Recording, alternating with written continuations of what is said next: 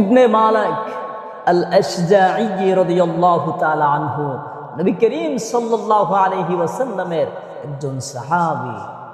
তিনি বিপদগ্রস্ত হয়ে পড়লেন।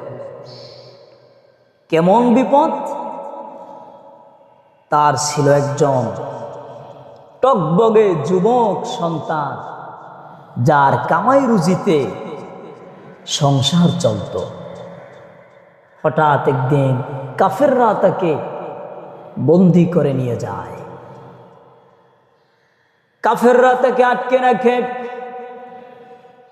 বৃদ্ধ লোক কোনো উপায় না পেয়ে রাসূল করিম সাল্লাল্লাহু আলাইহি ওয়াসাল্লামের দরবারে ছুটে গেলেন। ইয়া রাসূলুল্লাহ, আমি বড় বিপদগ্রস্ত।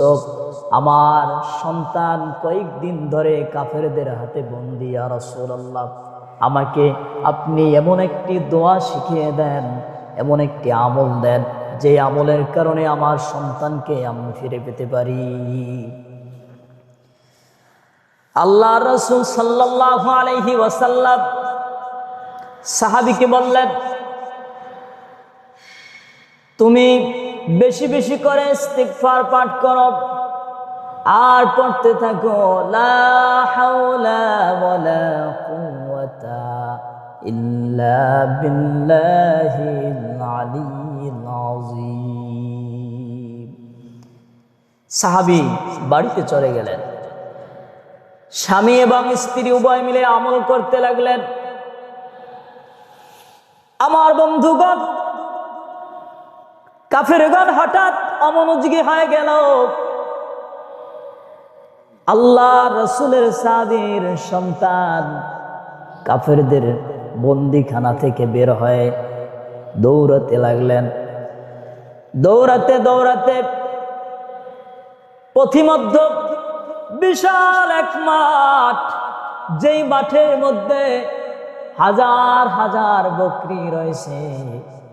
আল্লাহ রাসূলের সাহাবী দাঁড়িয়ে গেলেন আর আল্লাহ রাসূলের সাহাবীর সন্তান বকরিগুলোর দিকে ইশারা করে বললেন, ও মাঠের বকরিগুলো, আমি রাসূলুল্লাহ সাল্লাল্লাহু আলাইহি ওয়াসাল্লামের সাহাবীর সন্তান। আজকে কয়েকদিন ধরে আমার ঘরে কোনো খাবারের বন্দোবস্ত নাই। তোমরা আমার সাথে আমার বাড়ির দিকে চলো।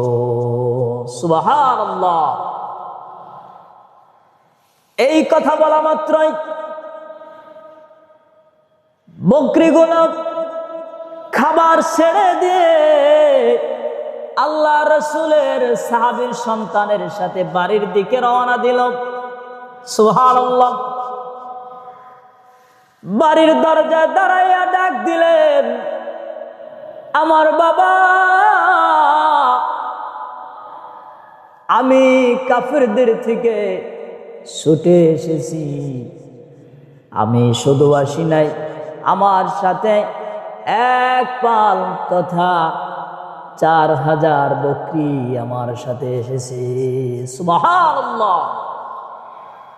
আল্লাহ রাসূলের সাহাবী আউফ ইবনে মালিক আল আশজাঈ রাদিয়াল্লাহু তাআলা আনহু নবীজির দরবারে গিয়ে বললেন, আসসালাতু ওয়াসসালামু আলাইকা ইয়া রাসূলুল্লাহ, ইয়া হাবিবাল্লাহ। ওগো আল্লাহর রাসূল, আমি আমার সন্তানকে ফিরে পেয়েছি। আমার সন্তানকে শুধু ফিরে পাই নাই, আমার সন্তানের সাথে এক পাল বকরি এসেছে। আমি এখন যাকাত দেওয়ার মতো সামর্থ্য রাখি।